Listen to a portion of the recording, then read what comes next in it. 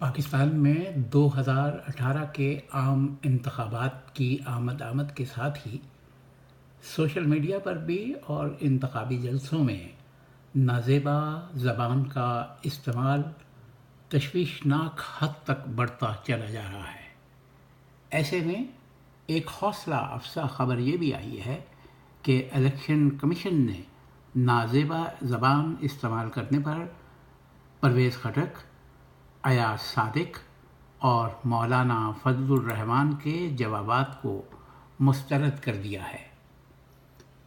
Election commission نے انتخابی جلسے میں نازیبا زبان استعمال کرنے پر سابق وزیر اعلیٰ خیبر پختونخوا پرویز خٹک کی کامیابی کا نوٹیفیکیشن روکنے کا حکم دیا ہے۔ اسپیکر ایاز صادق اور مولانا فضل الرحمان کے جوابات کو بھی مسترد کر دیا ہے۔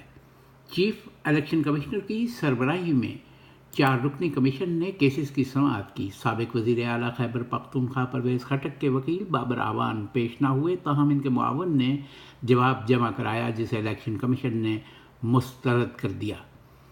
چیف الیکشن کمشنر نے ریمارکس دیا کہ تحریک انصاف کے رہنما شرمناک کام کرنے کے بعد بابر اعوان کو آگے کیوں کر دیتے ہیں۔ الیکشن کمیشن نے جواب دوبارہ طلب کرتے ہوئے حکم دیا کہ انتخاب جیتنے کے باوجود الیکشن کمیشن کی کلیئرنس تک پرویز خٹک کی کامیابی کا نوٹیفیکیشن جاری نہ کیا جائے۔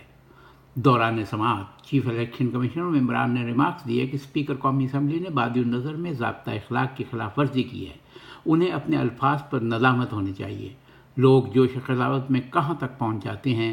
الیکشن کمیشن نے ایاز صادق اور مولانا فضل الرحمان سے بیان حلفی کے ساتھ جواب طلب کرتے ہوئے سماعت 9 اگست تک ملتوی کر دی۔